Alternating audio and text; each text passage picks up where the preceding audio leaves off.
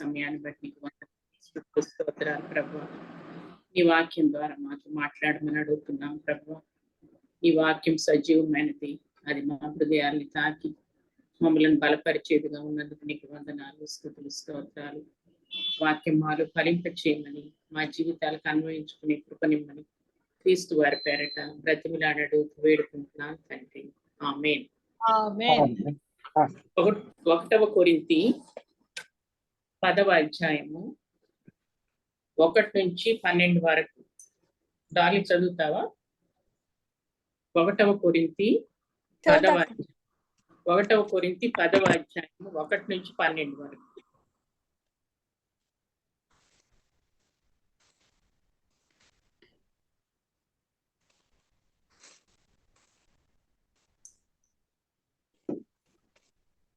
సహోదరులారా, ఈ సంగతి మీకు తెలియకుండుట నాకు ఇష్టము లేదు. అదేదనగా, మన పితరులందరూ మేఘం క్రింద ఉండిరి, వారందరూ సముద్రంలో నడిచిపోయిరి.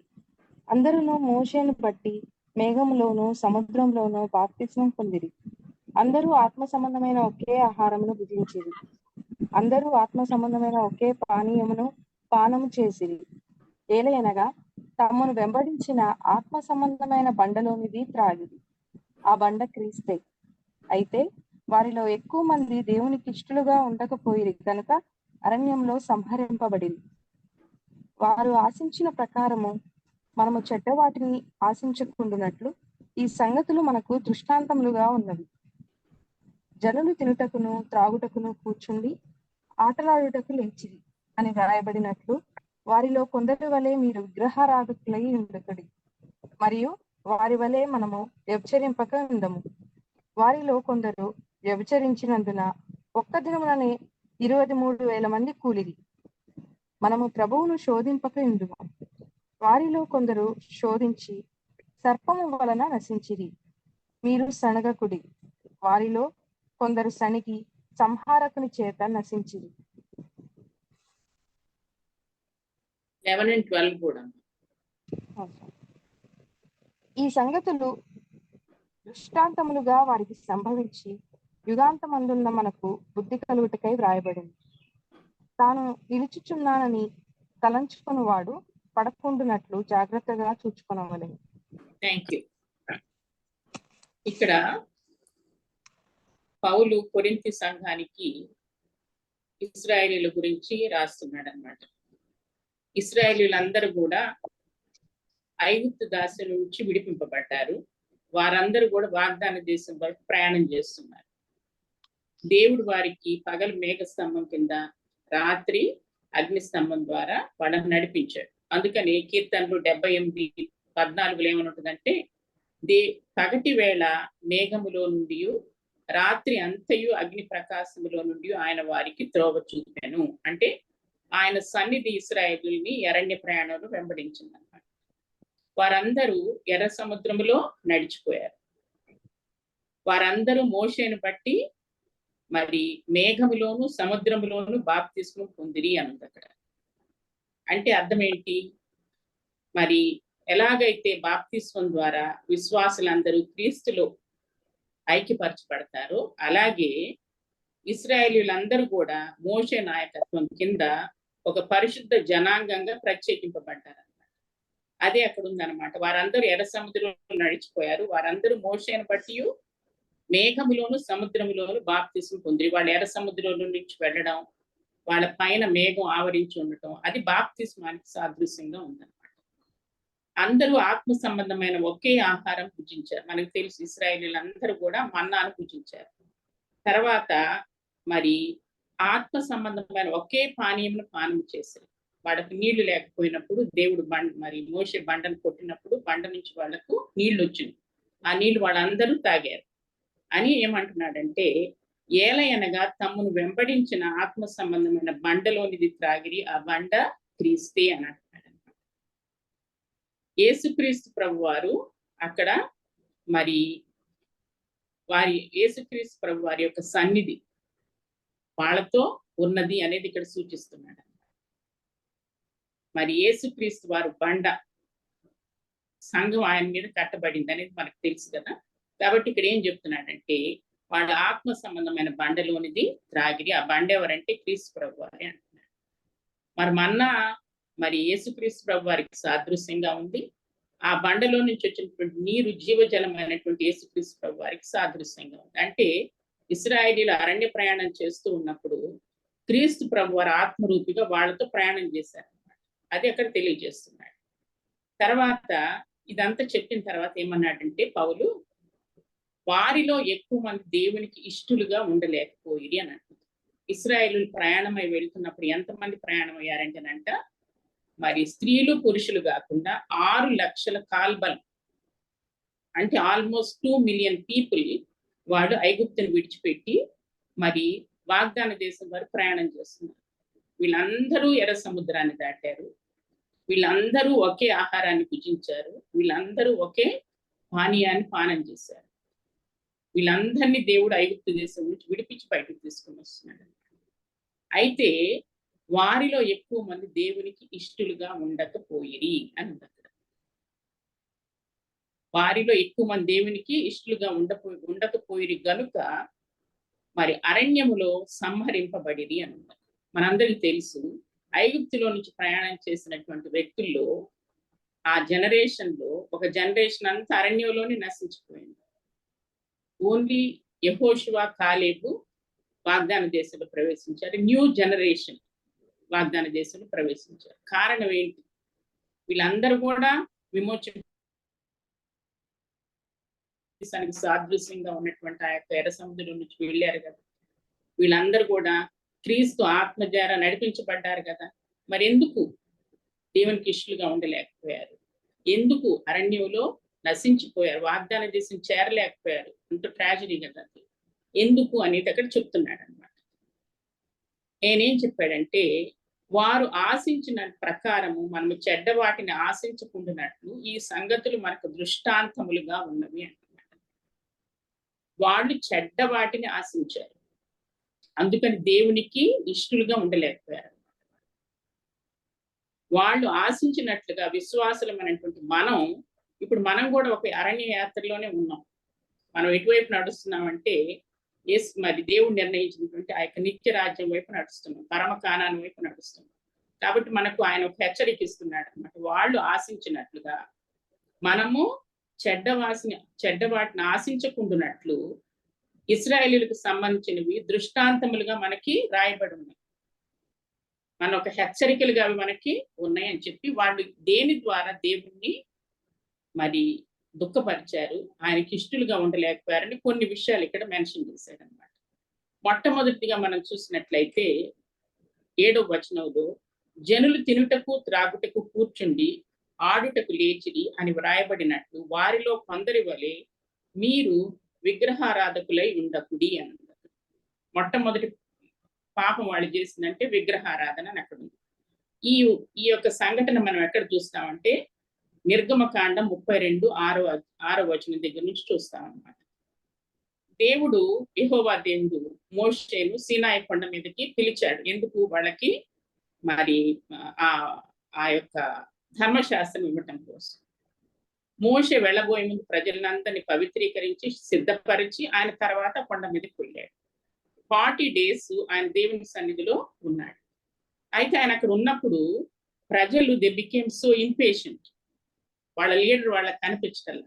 అందుకని వాళ్ళు ఏం చేశారంటే అహరోన్ దగ్గరికి వచ్చి, లెమ్ము, మా ముందు నడచుటకు ఒక దేవతను మాకు చేయుము, ఐగుప్తులో నుండి మమ్మల్ని రప్పించిన మోషే అనువాడు ఏమాయనో అనిది. వీళ్ళు ఎంత రెబెలియస్ గా అయిపోయారంటే, తిరుగుబాటు వీళ్ళలో వచ్చిందంటే, మోషే అహరోనికి చెప్తున్నారు అన్నమాట, మమ్మల్ని ఐగుప్తులో నుంచి రప్పించిన మోషే ఏమైపోయాడో మాకు తెలియదు, కాబట్టి మా ముందు నడవటానికి మాకు ఒక దేవత చెయ్యి అని చెప్పి అడుగుతున్నారు. అంటే వాళ్ళు ఐగుప్తులో ఉన్నప్పుడు అక్కడ ఐగుప్తీయులు ఆరాధించిన దేవతల్ని వాళ్ళు చూశారు, ఆ ఇమేజెస్ ని వాళ్ళు చూశారన్నమాట. మరి ఇక్కడ వాళ్ళకి అట్లాంటి ఇమేజ్ కావాలనిపిస్తుంది అనమాట. దేవుణ్ణి ఒక ఇమేజ్ కింద మార్చడానికి వాళ్ళు సిద్ధమైపోయారన్నమాట. అందుకని ఏమంటున్నారు, మాకు ఒక విగ్రహాన్ని, దేవతని మాకు తయారు చేసేమని అడిగితే అహరోను వాళ్ళని గద్దించకుండా అహరోను ఏం చెప్పాడంటే, మరి మీ భార్యలు కుమారులు కుమార్తెల చెవులనున్న బంగారపు పోగులను తీసి నా ఎద్దుకు తెండని వారితో చెప్పాడు. మీ దగ్గర ఉన్న బంగారపు చెవుల పోగులు తీసుకురమ్మన్నాడు. వాళ్ళందరూ తీసుకొని వచ్చి ఇచ్చారు. ఇవ్వంగానే ఆయన పోత పోసాడంట. దాన్ని పోసినప్పుడు దానితో ఒక దూడ తయారు చేశాడు. ఇట్లాంటి ఇమేజ్ వాళ్ళు ఐగుప్తులు చూశారు. అదే తయారు చేసి అక్కడ ఇచ్చాడు వాళ్ళకి. అహరోను ఇచ్చి వాళ్ళ ముందుకు తెచ్చినప్పుడు వాళ్ళందరూ ఏమన్నారు తెలిసిన, ఓయి ఇశ్రాయేలు, ఐగుప్తులో నుండి నేను రప్పించిన నీ దేవుడు ఇదే అని. ఐగుప్తులో నుంచి రప్పించిన దేవుడు ఇదే అని చెప్పి ఆ పోత పోసిన విగ్రహాన్ని వాళ్ళు ఆరాధిస్తున్నారు. తర్వాత అహరోను ఏం చెప్పాడంటే, రేపు యెహోవాకు పండుగ జరుగును అంటే యెహోవాకు వాళ్ళు ఒక రూపం ఇచ్చారన్నమాట. ఆ రూపం ఏంటి? ఆ యొక్క దూడ. అదెంతో భయంకరమైన విషయం. అందుకని కీర్తనలు 106లో ఉంటది అనమాట. దేవుడు వాళ్ళ మీద ఎంతో కోపం తెచ్చుకున్నాడు. ఎందుకంటే తమ మహిమాస్పదమును గడ్డి మేయు ఎద్దు రూపమునకు మార్చిరి అని. మహిమగల దేవుణ్ణి వాళ్ళు ఒక ఎద్దులాగా మార్చి అదే యెహోవా దేవుడు అంటున్నారు. మరి ఇక్కడ అహరోను ఒక యెహోవాకు పండుగ ఏర్పాటు చేస్తున్నాను, రేపు దహన బలులు సమాధాన బలులు అర్పించబడతాయి అంటే వాళ్ళందరూ తయారై వచ్చారు. అక్కడ దహన బలులు అర్పించబడ్డాయి. ఎవరికి? యెహోవా దేవుడికి కాదు, ఆ విగ్రహానికి. మరి పెద్ద ఇక్కడ రాయబడినట్లుగా తినటం, త్రాగటం, కూర్చోవటం, లేవటం, ఆడటం, డాన్స్ లేయటం, ఇదంతా అల్లరిగా ఉందన్నమాట. అప్పుడు దేవుడైన యెహోవా మరి మోషేతో చెప్తున్నాడు, వాళ్ళ ఐగుప్తు నుంచి తెచ్చిన ప్రజలు చెగిపోయారు, కిందకి వెళ్ళమని చెప్పాడు. మోషే అక్కడికి వచ్చి చూసినప్పుడు వీళ్ళందరూ కూడా ఆ విగ్రహాన్ని ఆరాధిస్తున్నారు. మోషేకి చాలా కోపం వచ్చింది. తన చేతుల్లో ఉన్నటువంటి 10 ఆజ్ఞలు ఉన్నటువంటి ఆ యొక్క పలకల్ని పగలగొట్టి ఆ పొడి చేసి దాని నీళ్లలో కలిపి వాళ్ళందరి చేత తాగిచ్చాడు. తాగిచ్చి యెహోవా పక్షం ఉన్న వాళ్ళు ఎవరు రెండనంగా లేవీలందరూ మోషే దగ్గరికి వస్తే అప్పుడు మోషే ఏం చెప్పాడంటే, మీలో ప్రతి వాడు కత్తి ధరించి వెళ్ళి ఎవరెవరైతే విగ్రహారాధన చేస్తున్న వాళ్ళని చంపేయమంటే ఆ లేవీలు వెళ్ళి ఆ పని చేశారన్నమాట. చేసినప్పుడు మరి ఎంతో మంది ఆ రోజు చనిపోయారన్నమాట. ఎందుకు? దేవుని ఆరాధించకుండా వాళ్ళు ఒక విగ్రహాన్ని చేసుకొని మరి వాళ్ళు అక్కడ మరి దేవుని మహిమను ఆ ఎద్దు రూపానికి మార్చేసేసారు. దేవునికి అదెంతో కోపం తెప్పించింది. 3,000 మంది ఆ రోజు చంపబడ్డారు.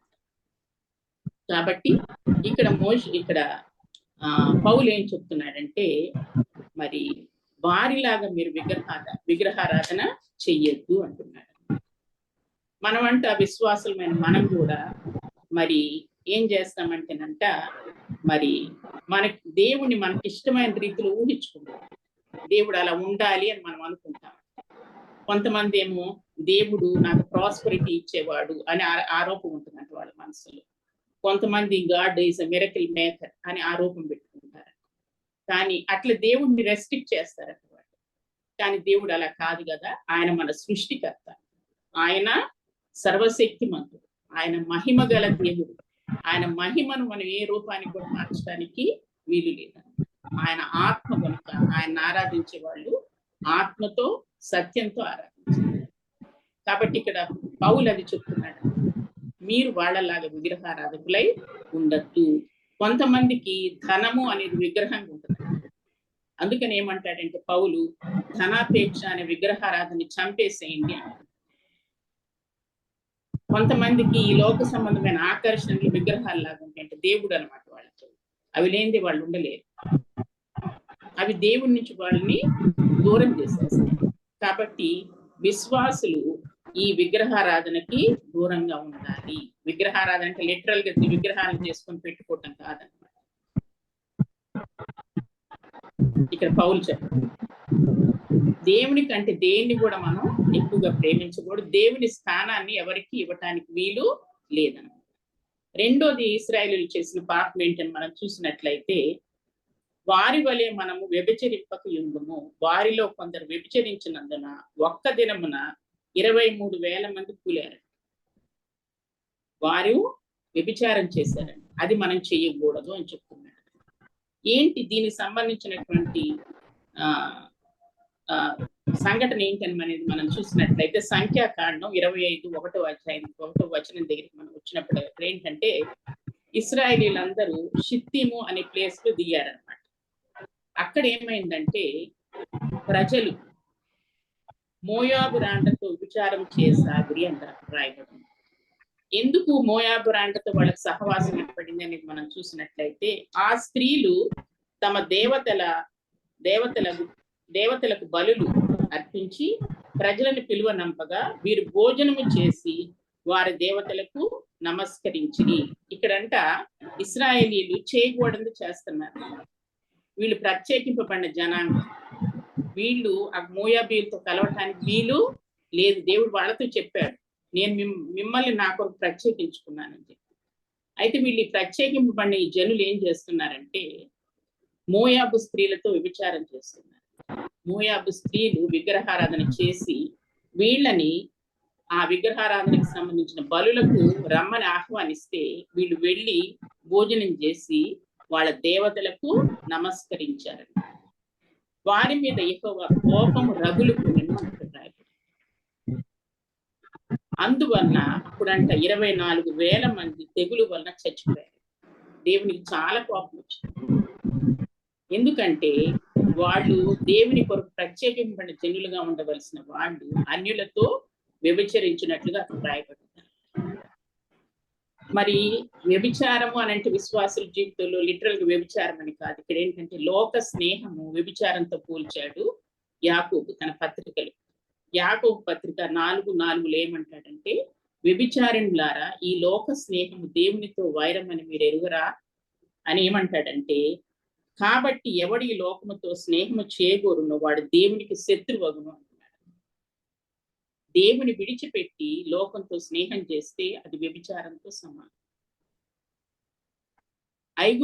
ఐగుప్తు అనేటువంటి ఆ పాపభూయిష్టమైన ప్రదేశం నుంచి దేవుడు వాళ్ళని ప్రామిస్ ల్యాండ్ వైపు నడిపిస్తుంటే వాళ్ళు ఐగుప్తులో చేసిన పనులే ఇక్కడ కూడా చేయడానికి ప్రయత్నం చేస్తున్నారు. విశ్వాసుల్ని దేవుడు పాపం నుంచి విడిపించి రక్షణలోని నడిపించి మరి పరమ కానాను వైపు నడిపిస్తూ ఉన్నప్పుడు మనం ఈ లోకంతో ఇక స్నేహం చేయడానికి వీలు లేదు. అందులోంచి బయటికి తీసుకొచ్చేసాడు అనమాట దేవుడి పనులని అని మనం గుర్తుపెట్టుకోవాలి. అంతేకాకుండా 2 కొరింథీ 6:14 ఏముందంటే మీరు అవిశ్వాసులతో జోడుగా ఉండకుడి అని. విశ్వాసి అవిశ్వాసులతో జోడుగా ఉండటానికి వీలు లేదు అని రాయబడింది. అని ఇంకేమంటున్నాడంటే నీతికి దుర్నీతితో ఏమి సాంగత్యము, నువ్వు నీతిమంతుడిగా తీర్చబడ్డావు కదా, దుర్నీతి చేసే వాళ్ళతో నువ్వు ఎట్లా సాంగత్యం చేస్తావు? అంతేకాకుండా వెలుగుకు చీకటితో ఏమి పొత్తు, నువ్వు వెలుగు సంబంధివి కదా, చీకటి వ్యక్తులతో ఎలానో సంబంధాన్ని కలిగి ఉంటావు. తర్వాత క్రీస్తుకు బెలియాలతో ఏమి సంబంధం, క్రీస్తుకి విగ్రహానికి ఏమి సంబంధం అని దేవుడు ఏమంటున్నాడంటే కావున వారి మధ్య నుండి బయలుపడి ప్రత్యేకంగా ఉండండి అంటున్నాడు. చాలా సార్లు మనం అన్యులు మనల్ని వాళ్ళ యొక్క పూజలకి లేకపోతే వాళ్ళ యొక్క ఫెస్టివల్ సెలబ్రేట్ చేసుకొని పిలిచినప్పుడు మనం అక్కడికి వెళ్తే వాళ్ళలాగా ప్రవర్తిస్తే అది దేవుడు మెచ్చడు. అది అట్లాంటి ప్రదేశానికి మనం వెళ్ళటానికి వీలే లేదన్నమాట. మనం వాళ్ళ నుంచి సెపరేటెడ్ గా ఉండాలన్నమాట. అది దేవుడు చెప్తున్నారు. ఇశ్రాయేలీయులు ఏం చేశారు ఇక్కడ వాళ్ళు మోయాబు స్త్రీలు వాళ్ళ దేవతలను ఆరాధించి వాళ్ళకి బలులు అర్పించి వీళ్ళని ఇన్వైట్ చేసి వెళ్ళారు. అక్కడ వెళ్ళి వాళ్ళు పెట్టింది తిన్నారు. వాళ్ళు తిన్నది ఏంటంటేనంట మోయాబీయులు చచ్చిన వారికి అర్పించిన బలి మాంసమును మరి ప్రత్యేకింపబడిన జనాంగం అని ఇశ్రాయేలీయులు తిన్నారు. బలి మాంసం ఎవరికి అర్పించారు? ఆ బలి చచ్చిన వాళ్ళకి అర్పించిన బలి. అదొక డెవిలిష్ థింగ్ అన్నమాట. అది వెళ్ళి వాళ్ళు తిన్నారు, అపవిత్రులు అయిపోయారు. దేవుడు వాళ్ళని సంహరించాడు. కాబట్టి మనం ఈ లోకంలో ఉన్నప్పుడు లోకంతో మనం స్నేహం కలిగి ఉండటానికి వీలు లేదు. అంతేకాకుండా అవిశ్వాసులతో బిజ్జోడుగా ఉండటానికి వీలే లేదు. You have to be separate అంతే. అట్లా కాదు మన సోషల్ ఏమంటారు ఈ సోషబుల్ బిహేవియర్ మనకు ఉండాలి, మనం వాళ్ళతో ఇంక్లూజివ్ సొసైటీలో మనం ఉంటున్నాం అని మనం అనుకుంటానికి వీల్లేదు. దేవుడు ఏమంటున్నాడు? యూ షుడ్ బి సెపరేట్ అంతే అనేది చెప్తున్నాడు. అదే ఇక్కడ ఇశ్రాయేలీయులు చేసిన దాన్ని ఆయన సహించలేదు. ఆయన చాలా శిక్షించాడు. తర్వాత మనం చూసినట్లయితే మూడోది ఏంటంటే మనము ప్రభువును శోధింపకై ఉందాము. మూడోది వీళ్ళు చేసింది ఏంటి? దేవుణ్ణి శోధించారంట. వారిలో కొందరు శోధించి సర్పముల వలన నశించిపోయారు. ఇది ఎక్కడ ఉందంటే సంఖ్యాకాండము 21:5-6లో ఉంది. ఎందుకు దేవుణ్ణి శోధించారు వీళ్ళు అనేది మనం చూసినట్లయితే మార్గాయాసము చేత జనులు ప్రాణం సొమ్మసిల్లారు. నడుస్తున్నారు వాళ్ళు వాగ్దానం చేసిన వైపు నడుస్తున్నారు. ఎంతకీ వాగ్దానం చేసి రాట్లా. వాళ్ళు నడుస్తుంది విల్డర్నెస్ లో. వాళ్ళు నడిచి వాళ్ళ ప్రాణాలు సొమ్మసిల్లిపోయినాయి. తప్పేం లేదు అందులో కదా, మనం కూడా అలసిపోతాం. కానీ అలసిపోయినప్పుడు మనం దేవునికి విరోధంగా మాట్లాడటానికి వీలు లేదు. ఏం చేయాలి? అలసిపోయినప్పుడు ఆయన్ని సమీపించి ఆయన్నే అడుగుకోవాలి. ఏదైనా దేవుని యొద్ద విచారణ చేయాలి వాళ్ళు. అయితే వీళ్ళు ఏం చేశారు? సమస్యలను వారు మోషేను తిని దేవునికి విరోధంగా మాట్లాడారంట. వెంటనే ఏమనన్నారంట? ఈ అరణ్యములో చచ్చుటకు ఐగుప్తులో నుండి మీరు మమ్మెందుకు రప్పించిరి? ఇక్కడ ఆహారము లేదు, నీళ్లు లేవు, చవి సారము లేని అన్నము మాకు అసహ్యమైనది అని చెప్పన్నారు. సనిగారు, దేవుణ్ణి శోధిస్తున్నారు. మమ్మల్ని అసలు ఎందుకు తెచ్చారు ఐగుప్తులో నుంచి? దేవుడు ఎందుకు ఐగుప్తులో నుంచి వాళ్ళని తెచ్చాడు? అది ఇనప కొలిమిలాగుంది. వాళ్ళ భయంకరంగా వేదన పొందుతున్నారు. వాళ్ళు అక్కడ ఐగుప్తుల చేతులు అణిచివేయబడ్డారు. వాడు దేవుని మొరపెడితే దేవుడు అబ్రహాముకి చేసిన వాగ్దానాన్ని జ్ఞాపకం చేసుకుని వీళ్ళని బయటికి తీసుకొని వస్తున్నాడు. కానీ వీళ్ళు ఏమంటున్నారు? ఇక్కడ కొంచెం మార్గాయాసం కలగంగాలే మరి దేవునికి వ్యతిరేకంగా, మోషేకి వ్యతిరేకంగా మాట్లాడుతూ ఈ అరణ్యంలో చచ్చిపోవటానికి మమ్మల్ని ఎందుకు తెచ్చారు అని అడుగుతున్నారు. అంతేకాకుండా ఇంకేమంటున్నారంటే ఇక్కడ ఆహారం లేదు, మాకు సరైన ఆహారం లేదు, మాకు సరిగ్గా నీళ్లు లేవు, చవి సారము లేని ఈ అన్నము మాకు మరి అసహ్యమైపోయింది అంటున్నారు. ఏంటి అన్నము? మన్నా. దేవుడు వాళ్ళకి మన్నా ఇచ్చాడు కదా. మరి ఆ మన్నా ఎంత రుచిగా ఉందంటేనంటే దేవుని వాక్యం చెప్తుంది, మన్నా తెల్లని కొత్తిమీర గింజ వలె ఉండెను, దాని రుచి తేనెతో కలిపిన అపూపము వలె ఉండెను అని రాయబడింది. అంత రుచిగా ఉంటదంట మన్నా. మనకు తెలియదు. అయితే వాళ్ళకి అది ఎట్లుంది? రోజు అదే తింటున్నారు వాళ్ళు. అందుకని వాళ్ళకి విసుగొచ్చేస్తున్నారు. విసుగొచ్చేసి చవి సారము లేని అన్నం మాకు అసహ్యంగా ఉంది. ఆ అన్నం ఏంటి? ఆ మన్నా ఏంటంటేనంట 78వ కీర్తన 25లో ఏముందంటే అది దేవదూతల ఆహారం.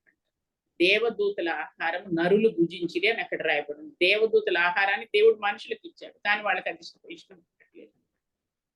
రోజు ఇదే ఎవరు తింటారు అనుకుంటున్నారు అన్నమాట.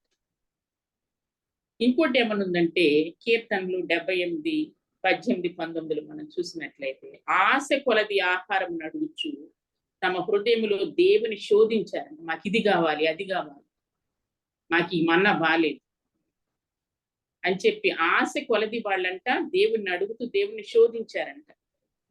ఈ అరణ్యములో దేవుడు భోజనము సిద్ధపరచగలడా అనుచు వారు దేవునికి విరోధంగా మాట్లాడారు.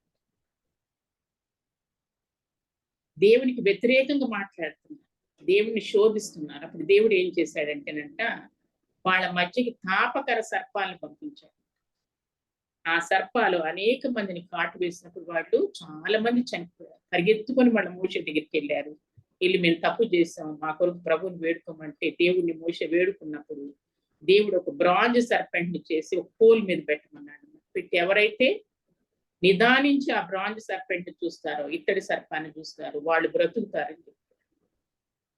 అది శిలువ మీద ఎత్తబడినటువంటి మన కొరకు శాపమైనటువంటి క్రీస్తు ప్రభువాన్ని సూచిస్తారు. ఎవరైతే నిదానించి ఆ యొక్క ఇత్తడి సర్పాన్ని చూసారో వాళ్ళందరూ బ్రతికారు. కాబట్టి ఇక్కడ మోషే ఏం చెప్తున్నాడంటే మనము ప్రభువుని శోధించకుండా ఉందాము. మీరు శోధించారంటే మాకు ఇది అది లేదని చెప్పి మీరు దేవుడిచ్చిన దాంతో తృప్తి చెందకుండా ఇంకా దేనికోసం మీరు ప్రయాసపడుతుంటే మీరు శిక్ష అనుభవిస్తారని చెప్పి మోషే మరి పౌలు చెప్తున్నాడు. తర్వాత ఇశ్రాయేలీయులు చేసినటువంటి ఇంకొక పాపం ఏంటనేది మనం చూసినట్లయితే మీరు సనగకుడి, వారిలో కొందరు సణిగి సంహారకుని చేత నశించిరి అంటారు. నాలుగోది ఏంటి? సనగటం. సనగటం మామూలు చేయటం ఏంటి తప్పని అనుకుంటాం కదా మనం, but God takes very seriously. దేవునికి వ్యతిరేకంగా సణిగితే ఇక్కడ ఏమైంది? ఇక్కడ దీని యొక్క సంఘటన ఏంటనేది మనం చూసినట్టయితే మరి నిర్గమకాండము 16:2 మనం చూస్తాం, సంఖ్యాకాండంలో కూడా చూస్తాము. సీను అరణ్యములో ఇశ్రాయేలీయుల సమాజం అంతయు మోషే అహరోనుల మీద సణిగెను. వారు మేము మాంసము వండుకొని కుండల యొద్ద కూర్చుండి తృప్తిగా ఆహారం తినునప్పుడు యెహోవా చేతి వల్ల ఏల చావకపోతిమి. ఈ సర్వ సమాజమును ఆకలి చేత చంపుటకు ఈ అరణ్యములోనికి మమ్మల్ని అక్కడ నుండి తోడుకుని వచ్చిరని వారితో అనగా, వాళ్ళ నోట్లో ఎప్పుడు కూడా చచ్చిపోవటం, సమాధులు లేవా, ఇవే మాటలు వస్తున్నాయి. దేవుడే వాళ్ళని జీవం వైపు నడిపిస్తానికి ఇష్టపడుతున్నాడు. ఈ అనుభవాలన్నిటి ద్వారా దేవుడు వాళ్ళల్లో ఒక డిసిప్లిన్ తీసుకురావటానికి, వాళ్ళ పరిశుద్ధతలో నడిపించడానికి, ఆయన ఒక క్రమశిక్షణలో పెట్టడానికి వాళ్ళని నడిపిస్తుంటే, వాళ్ళకి చిన్న చిన్న శోధనలు వాళ్ళకి ఎంతో ఇబ్బందికరంగా అనిపించి దేవునికి వ్యతిరేకంగా వాళ్ళు మాట్లాడేసేస్తున్నారు. ఇక్కడ ఏంటి వాళ్ళు మాట్లాడుతుంది, వాళ్ళకి మాంసం కావాలంట. వాళ్ళు ఏమంటున్నారంటే, మరి మేము మాంసము వండుకొని కుండల యొద్ద కూర్చుని తృప్తిగా ఆహారం తిన్నప్పుడు యెహోవా చేతి వల్ల ఏల చావకపోతుంది. అంటే మాంసం ఉంటే చాలు ఇంక అనుకుంటున్నారు. కడుపు, తిండి, దానికోసం తపన పడిపోతున్నారు. అందుకనే మరి దేవుడు యేసుప్రభు వారు క్షేమైన ఆహారం కోసం మీరు ప్రయాసపడద్దు అంటున్నాడు యేసుప్రభు అని. ఇంకేమన్నారంటే, మనం సంఖ్యాకాండంలో చూసినట్లయితే మాకు అక్కడ తిన్న చేపలు, కీరకాయలు, దోసకాయలు ఇవన్నీ మాకు గుర్తు వస్తున్నాయని ఎలుగెత్తి ఏడ్చారంట. వాడు కుండల దగ్గర కూర్చొని ఏడ్చినప్పుడు ఆ దేవుడు విన్నాడు. ఆ దేవుడు చాలా అసహ్యం అనిపించిందంటే సంఖ్యాకాండంలో చూస్తాను. ఈ సర్వ సమాజమును ఆకలి చేత చంపుటకి అరణ్యములోనికి మమ్మల్ని కన్నుడి తోడుకుని వచ్చి తిరిగిన వారితో అనగా, దేవుడు చక్కగా వాళ్ళకి ఆకాశం నుండి మరి మన్నాను కురిపిస్తున్నాడు. మాంసం అడిగి పూరేళ్లు కూడా ఇప్పించాడు, పూరేళ్లు కూడా పంపించాడు వాళ్ళకి ఇప్పుడేమో చేపలు, కీరకాయలు, దోసకాయలు అవి కావాలంట. వాళ్ళు ఏడుస్తున్నారు. అది దేవుని దృష్టికి ఎంతో చెడ్డదిగా అనిపించింది. అందుకని అనేకులు అక్కడ మరణించారని రాయబడింది.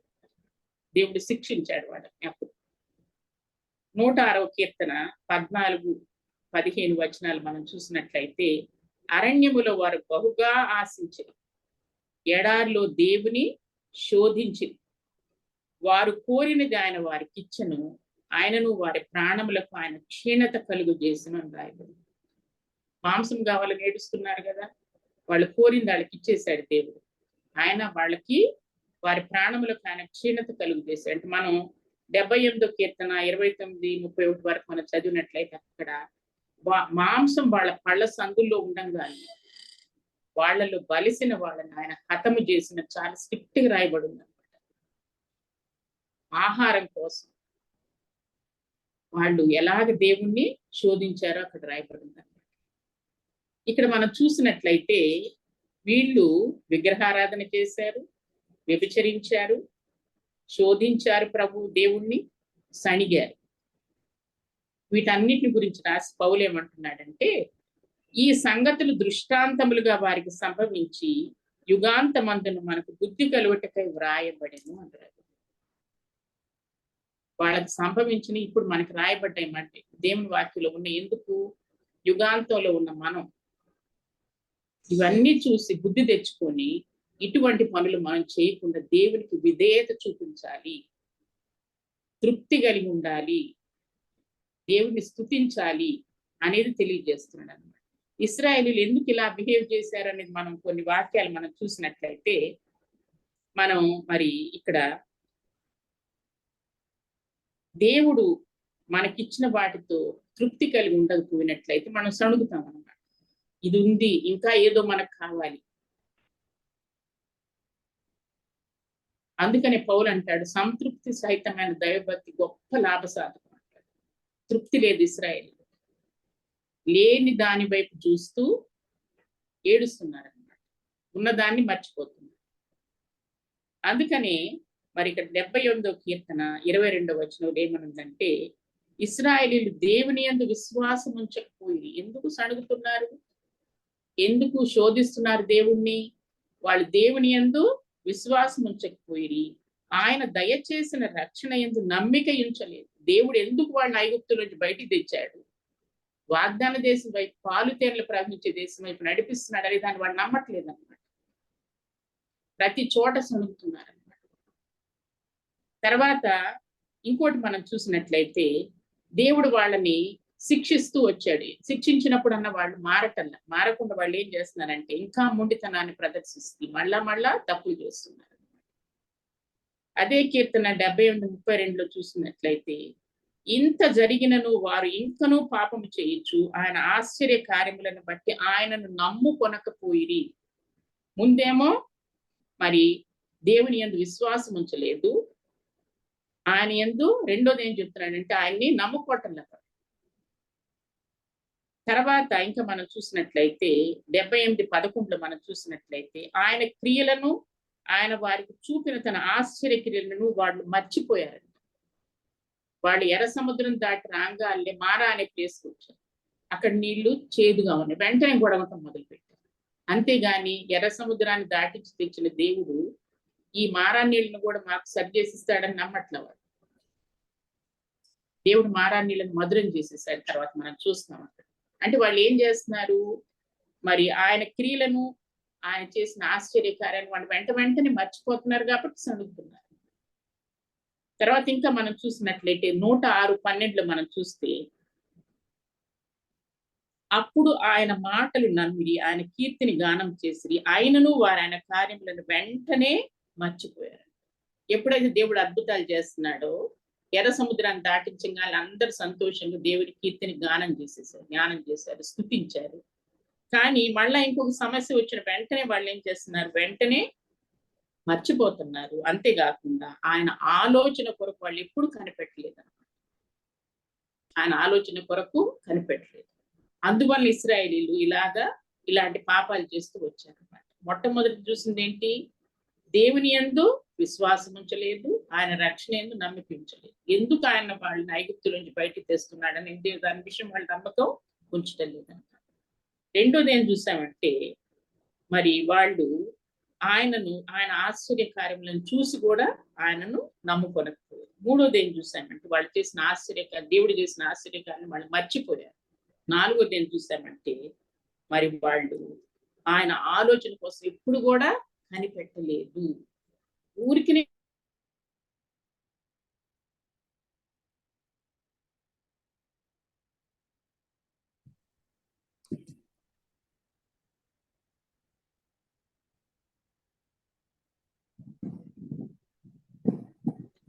మనం ఏం చేయాలో కీర్తనలు 77:10-11 వరకు ఆసాపు చెప్తున్నాడు అనమాట. ఆయన ఏమంటున్నాడంటే, అందుకు నేను ఇలాగ అనుకొనుచున్నాను, మహోన్నతిని దక్షిణ హస్తం మార్పునందని అనుకున్నటకు నాకు కలిగిన శ్రమయే కారణం. ఒక్కోసారి విశ్వాస యాత్రలో మన శ్రమ అనుభవిస్తున్నప్పుడు దేవుడు నన్ను మర్చిపోయాడు, ఆయన హస్తాన్ని ముడుచుకున్నాడు అని అనుకుంటాం. కానీ అట్లా చేయకూడదు. ఏం చేయాలో చెప్తున్నాడు. ఆయన ఏమంటున్నాడంటే, యెహోవా చేసిన కార్యములను, పూర్వము జరిగిన నీ ఆశ్చర్యక్రియలను నేను మనసులకు తెచ్చుకుంటున్నాను. పూర్వం ఆయన జరిగించిన ఆశ్చర్యక్రియలు మనం మనసుకు తెచ్చుకుంటే మన విశ్వాసం బలపడుతుంది అన్నమాట. అదే చెప్తున్నారు. నీ కార్యమంతయు నేను ధ్యానించుకుందును, నీ క్రియలను నేను ధ్యానించుకుందును అని చెప్తున్నాను. ఇది ఇంగ్లీష్ లో ఇంకా చక్కగా ఉందన్నమాట. I will remember the deeds of the lord, yes I will remember your miracles of long ago, I will consider all your works and meditate on your mighty deeds. We have to meditate on his mighty deeds when we doubt, when our faith is faltering. ఆయన యొక్క అద్భుతాలను మనం meditate చేయాలి. పాపం ఇశ్రాయేలీయులు అది చేయలేకుండా అద్భుతాలు చూశారు కానీ వెంటనే మర్చిపోయారు. అందుకని అవిశ్వాసులు అయిపోయారు, దేవునికి ఇష్టలుగా ఉండలేకపోయారు. మరి ఇశ్రాయేలీయులు దేవుడు తన పక్షంగా చేస్తున్నటువంటి కార్యాలు, వాళ్ళ విషయంలో ఆయన కలిగినటువంటి ఉద్దేశాలను వాళ్ళు గుర్తించట్లా. దేవుడు వాళ్ళ విషయంలో ఏం ఉద్దేశాలు కలిగి ఉన్నాడు, వాళ్ళని ఐగుప్తు దాసం నుంచి విడిపించి వాళ్ళని వాళ్ళ కొరకు ఒక దేశాన్ని ఆయన ఏర్పాటు చేయటానికి అన్ని సిద్ధం చేస్తున్నాడు అన్నమాట. పాలు తేనెలు ప్రవహించే శ్రేష్టమైన దేశాన్ని వాళ్ళకి ఇవ్వబోతున్నాడు. ఇవన్నీ వాళ్ళు గుర్తించగల ఆ మార్గంలో వాళ్ళు ఎదుర్కొంటున్న పరిస్థితులను బట్టి వాళ్ళు దేవుని యందు విశ్వాసాన్ని కోల్పోయి ఆయనకు వ్యతిరేకంగా పాపం చేస్తున్నారు అన్నమాట. మరి ఐగుప్తులో ఉన్నటువంటి రుచికరమైన ఆహారాన్ని వాళ్ళు జ్ఞాపకం చేసుకుంటారు. ఐగుప్తులో నుంచి ఫిజికల్ గా వాళ్ళు బయటకు వచ్చారు కానీ వాళ్ళ మైండ్ అంతా ఎక్కడుంది, ఐగుప్తులోనే ఉందన్నమాట.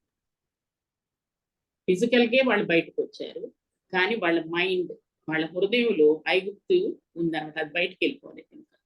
అందుకని వాళ్ళు ఏం చేస్తున్నారంటే, మరి అప్పుడు రుచికరమైన ఆహారం దొరికిందే, ఇప్పుడు మనకు ఆహారం దొరకట్లేదే అని చెప్పి దాని విషయమై వాళ్ళు తలస్తున్నారు అన్నమాట. ఇక్కడ మనం చూసినట్లయితే వీరు దేవుని కృప పొందకుండా తప్పిపోవటానికి కారణం ఏంటంటే, మరి వాళ్ళు ఐగుప్తు సంబంధమైన వాటిని ఇంకా వాళ్ళు ఆశిస్తూనే ఉన్నారు, కానీ వాటిని విడిచిపెట్టలేదు. దేవుని ఉద్దేశం ఏంటంటే వాళ్ళు పూర్తిగా ఐగుప్తుని విడిచిపెట్టేయాలి. వాళ్ళ మనసుల్లో నుంచి కూడా విడిచిపెట్టేసి దేవుణ్ణి వెంబడించాలి. అది దేవుని ఉద్దేశం. మరి విశ్వాస యాత్రలో ఉన్నటువంటి మనం దేని మీద మన ధ్యానం ఉంటుంది అని మనం ఒకసారి ఆలోచించాలి. దేవుడు మనకిచ్చిన ఈవులు, మన పట్ల ఆయన జరిగించినటువంటి ఆశ్చర్య కార్యాలు, వీటి విషయమై మనం దేవునికి ఎప్పుడు కూడా కృతజ్ఞత చెల్లిస్తూనే ఉండాలి విశ్వాస యాత్రలో అన్నమాట. లేకపోతే మనం ఏం చేస్తామంటే, మనకున్న దేవుడు ఇచ్చిన విలువైన వాటి విషయం మీద మన దృష్టి పెట్టకుండా మనకి ఇంకా ఏదో కావాలని దానికోసం చూస్తూ ఉంటాం. అలా మన మనసులు ఉండటానికి వీలు లేదన్నమాట. మరి దేవుడు మనకు అనేకమైనటువంటి శ్రేష్టమైనటువంటి ఈవుల్ని ఇచ్చాడు. He gave us life. మనం ఇంకా జీవించున్నాం, దానికి ప్రభువుని ఎంతో మనం స్తుతించాలన్నమాట. He gave us families. మరి మనకి హీ గేవ్ అస్ ఫ్రెండ్స్. అంతేకాకుండా మనకు ఆరోగ్యం ఇచ్చాడు, ఆహారం ఇచ్చాడు, మన పని చేయటానికి పని ఇచ్చాడు. అన్నిటికంటే ముఖ్యంగా మనకి రక్షణ భాగ్యం ఇచ్చాడు, నిత్య జీవం ఇచ్చాడు కదా. దాని విషయం మనం ఎప్పుడు కూడా కృతజ్ఞత కలిగి ఉండాలన్నమాట. మనం ఇందాక చదివిన వాక్యంలో ఐగుప్తు దాస్యం నుంచి విడిపబడిన వాళ్ళందరూ కూడా వాగ్దాన దేశంపై ప్రయాణం చేయటం మొదలు పెట్టారు, కానీ వారందరూ వాగ్దాన దేశాన్ని చేరలేదు. కారణాలు ఏంటో మనం చూసాం. చాలాసార్లు we take our salvation granted. ఏమనుకుంటామంటే రక్షింపబడ్డాం ఇంకా చాలు అనుకుంటాం. అట్లా కాదు. యూ హ్యావ్ టు ఆ రక్షణలో నువ్వు కొనసాగాలన్నమాట. వెనక్కి పడిపోవటానికి ఎన్నో పరిస్థితులు నీకు వస్తాయి. రక్షణలో నువ్వు కొనసాగాలన్నమాట. అందరూ బయటకు వచ్చారు, అందరు రక్షింపబడ్డారు. మనం ఇందాక చూసినట్లయితే ఎర్ర సముద్రంలో మరి మేఘంలో బాప్తిసం పొందారు. మరి ఆ క్రీస్తు అనే బండ నుంచి వాళ్ళు ఆ జీవజలాన్ని తాగారు. అందరు చేశారు అది. కానీ ఆ ప్రయాణంలో కొంతమంది అవిశ్వాసులు అయిపోయారు, అవిధేయులు అయిపోయారు, పడిపోయారన్నమాట. రక్షింపబడిన మన విశ్వాస యాత్రలో దేవునికి ఇష్టంగా ఉండటానికి ప్రయాసపడాలన్నమాట. మనం ఒకటి గుర్తు పెట్టుకోవాలి, మరి మనం పరదేశులము, యాత్రికులము. మనం ఇప్పుడు లోకం అనేటువంటి అరణ్య ప్రయాణంలో మనం ఉన్నాం. ఇది మనందరికీ తెలుసు. We are not going to live permanently here. ఇది మనందరికీ తెలుసు కదా. కాబట్టి మనం ఈ విశ్వాస యాత్రలో మనం ఎదుర్కొన్నటువంటి శోధనలను విశ్వాసంతో, వాక్యంతో, మరి అంతేకాకుండా ప్రార్థనతో, పరిశుద్ధాత్మతో జయిస్తూ మనం ముందుకు వెళ్ళిపోవాలన్నమాట. వెనకున్న వాటిని మర్చిపోవాలి. ఇశ్రాయేలు ఎంతసేపు దేన్ని జ్ఞాపకం చేసుకుంటూ డిసాటిస్ఫైడ్గా ఉన్నారు? ఐగుప్తుని జ్ఞాపకం చేసుకున్నారు. వాళ్ళు వెళ్ళబోయేటువంటి పాలు తేనెలు ప్రవహించే దేశాన్ని వాళ్ళు చూడలేదు. వాళ్ళ నేత్రాలతో, ఆత్మీయ నేత్రాలతో చూడలేదు అనమాట. మరి మనల్ని కూడా మరి యొక్క లోక ఆకర్షణలు, పాపభోగాలు, సైతాను మనల్ని వెనకకు లాగి వేయడానికి చూస్తాయి. మనం వీటన్నిటిని తప్పించుకొని దేవుని ముందు నిలబడటానికి మనం ఎప్పుడు కూడా రెడీగా ఉండాలన్నమాట. దేవుడు మనకు అనుగ్రహించడానికి, దేవుడు మనకి సిద్ధపరిచినటువంటి ఆ నిత్య రాజ్యాన్ని మనం స్వతంత్రించుకోవాలని నన్ను ఇష్టపడుతున్నాను. ఇశ్రాయేలీలకు పాలు తేనెలు ప్రవహించి కనాన్ని ఇవ్వటానికి యెహోవా దేవుడు ఇష్టపడ్డాడు కదా. ఇప్పుడు మనకి ఆయన తాను సిద్ధం చేసిన పరలోక రాజ్యాన్ని ఇవ్వటానికి ఆయన సిద్ధం చేశాడు. దాన్ని మనం స్వతంత్రించుకోవాలి. పౌలు 1 తిమోతి 5:6 ఏమంటాడంటే, సంతుష్టి సహితమైన భక్తి గొప్ప లాభ సాధకమై ఉన్నది. మనం ఈ లోకములోనికి ఏమీ తేలేదు, దీనిలో నుండి ఏమీ తీసుకొని పోలేము. కాగా అన్న వస్త్రములు గలవారమై ఉండి వాటితో తృప్తి పొంది ఉందము. ఇశ్రాయేలీలో తృప్తి లేదు. దేవుడు ఎంత ఇచ్చినా కూడా ఇంకా ఏదో కావాలని వాళ్ళు చూశారు. ఐగుప్తుని జ్ఞాపకం చేసుకున్నారు. అక్కడే బాగుంది అనుకుంటున్నారు. కానీ విశ్వాసి అలా ఉండకూడదు అనమాట. దేవుడు మనకిచ్చిన రక్షణను బట్టి, దేవుడికి మనకిచ్చిన ప్రతి ఈవిని బట్టి ఎంతో కృతజ్ఞతతో మనం ఈ విశ్వాస యాత్రను కొనసాగించాలి. ఆ సంతుష్టి సహితమైన దైవ భక్తి మనం కలిగి ఉండాలన్నమాట. అంతేకాకుండా మనం ఈ విశ్వాస యాత్రను మరి చివరి వరకు మరి కొనసాగించడానికి మనం ఏమేం చేయాలనేది మనం చూసినట్లయితే, మనకు అనుగ్రహించిన రక్షణ భయంతో వణకుతో ప్రతిరోజు మనం కొనసాగించుకోవాలన్నమాట. రెండోది ఏంటని మనం చూసినట్లయితే ఫిలిప్పీయులకు రాసిన పత్రిక 3:12-13 పౌలు ఏమంటున్నాడంటే, వెనకున్న వాటిని మరచి ముందున్న వాటి కొరకే వేగిరపడుచు క్రీస్తు యేసునందు దేవుని ఉన్నతమైన పిలుపునకు కలుగు బహుమానం పొందవలని గురి యొద్దకే పరిగెత్తుచున్నాను అంటున్నాడు. మనం లోకం వైపు ఇంకా చూడటానికి వీలు లేదు, వెనకున్నది మర్చిపోవాలన్నమాట. మనం ఆ పరమకాణాన్ని చేరాలంటే వెనకున్న వాటిని మరిచిపోవాలి. మరి ముందున్న వాటి కొరకై వేగిరపడుచు క్రీస్తు యేసునందు మనకు ఒక ఉన్నతమైన బహుమానం ఉందంట. అది పౌలు చెప్తాడు, నాకు జీవ కిరీటం సిద్ధం చేయబడింది, అదనమాట బహుమానం. ఉన్నతమైన బహుమానం పిలుపునకు కలుగు బహుమానం పొందవలనని గురి యొద్దకి పరిగెత్తాలి, ముందుకే వెళ్ళిపోవాలి, వెనక్కి చూడటానికి వీలు లేదన్నమాట. అందుకని మళ్ళీ ఏమంటాడంటే, నేను దేని నిమిత్తం క్రీస్తు చేత పట్టుబడుతున్నా దాన్ని పట్టుకోవాలని పరిగెత్తున్నాను. ఎందుకు దేవుడు మనల్ని రక్షణలోకి పిలిచాడు? What is purpose? ఆ పర్పస్ ని మనం పట్టుకో. ఆయన నిత్య రాజ్యాన్ని మనం స్వతంత్రించుకోవాలనే కదా ఆయన ఉద్దేశం. దాని కొరకు మనం ఈ విశ్వాస యాత్రను ఎంతో జాగ్రత్తగా కొనసాగించాలన్నమాట. మూడోది ఏం చేయాలంటే, మనం హెబ్రీయులకు రాసిన పత్రిక 12:2 ప్రతి భారమును సులువుగా చెక్కులు పెట్టు పాపాలను విడిచిపెట్టేసేయాలి.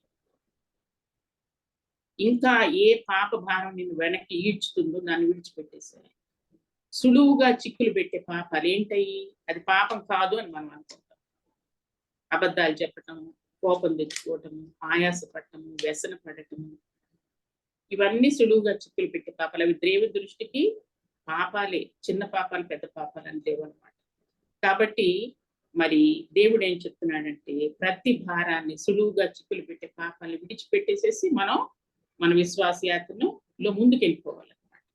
తర్వాత ఏంటంటే, ఇంకొకటి, విశ్వాసమునకు కర్తయు దాన్ని కొనసాగించువాడని యేసు వైపే చూడాలి, మనం లోకం వైపు చూడద్దు. ఈ మాట అందరూ చెప్తారు కదా, లోకం వైపు చూడద్దు, లోకం, కానీ అటే చూస్తూ ఉంటాం. కానీ మనం ఎవరి వైపు చూస్తే పరమకాణాన్ని చేరుకోగలుగుతాము? విశ్వాసమునకు కర్తయు దాన్ని కొనసాగించేవాడని యేసు వైపు చూచుచు మన ఎదుట ఉంచబడిన పందెమును ఓపికతో పరిగెత్తున్నాం. ఇక్కడ పౌలు ప్రయాణం అంటలేదు, పందెము పరుగు పందెము చూపిస్తున్నాడు అన్నమాట. ఓపికతో పరిగెత్తాలి, సనగకూడదు, విసుక్కోకూడదు అనమాట. మనం ఎదుర్కొనేటువంటి ఆయా శోధని ఈ ప్రయాణంలో. అంతేకాకుండా ఇంకేంటంటే, మీరు అలసట పడకయు మీ ప్రాణములను విసుకకయు ఉండునట్లు క్రీస్తుని తలంచుకోవాలని చెప్తున్నాడు. ఈ విశ్వాస యాత్రలో అలసిపోయే పరిస్థితులు వస్తే, ఇశ్రాయేలు అలసిపోయారు కదా, మార్గాయాసం చేత వాళ్ళు అలసిపోయి దేవునికి వ్యతిరేకంగా మాట్లాడేశారు. ఇశ్రాయేలీలు మరి సణిగారు దేవుడి మీద, అది ఇది లేదని చెప్పి, అది చేయొద్దు అంటున్నాడు అనమాట. మీరు అలసట పడకయు మీ ప్రాణములు విసుకకయు ఉండునట్లు మీరేం చేయాలి? సమస్తమును సిలువలో భరించినటువంటి ఆ క్రీస్తు ప్రభువుని జ్ఞాపకం చేసుకోండి అంటున్నాడు. యేసయ్యను మీరు జ్ఞాపకం చేసుకుంటూ యేసయ్యను మీ ముందు పెట్టుకొని ఈ విశ్వాస యాత్రను కొనసాగించండి అని చెప్తున్నాడు అనమాట. అంతేకాకుండా చివరిగా మనం చూసినట్లయితే ఎఫెసీయులకు రాసిన పత్రిక 4:22. డాలి చదువుతావా? ఎఫెసీయులకు రాసిన పత్రిక 4:22. ఐగుప్తు దేశం నుంచి బయటకు వచ్చారు కానీ ఇశ్రాయేలీలు, వాళ్ళ మైండ్ మాత్రం ఎక్కడుంది? ఐగుప్తులోనే ఉందన్నమాట. అలా మనం ఉండకూడదంటే ఏం చేయాలి మనం అని అక్కడ రాయబడి ఉంది. ఎఫెసీయులకు రాసిన పత్రిక 4:22 చదువు. కావున మునుపటి ఈ ప్రవర్తన విషయంలోనైతే మోసకరమైన దురాశ వలన చెడిపోవు నీ ప్రాచీన స్వభావమును వదులుకొని నీ చిత్తవృత్తి యందు నూతన పరచబడిన వారై నీతియు యథార్థమైన భక్తియు గలవారై దేవుని పోలికగా సృష్టింపబడిన నవీన స్వభావంను ధరించుకొనవలెను.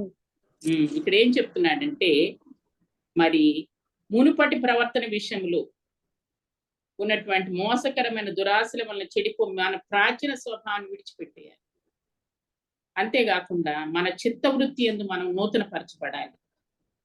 నీతి యథార్థమైన భక్తి గల వారై దేవుని పోలికగా సృష్టింపబడిన నవీన స్వభావాన్ని ధరించుకోవాలి.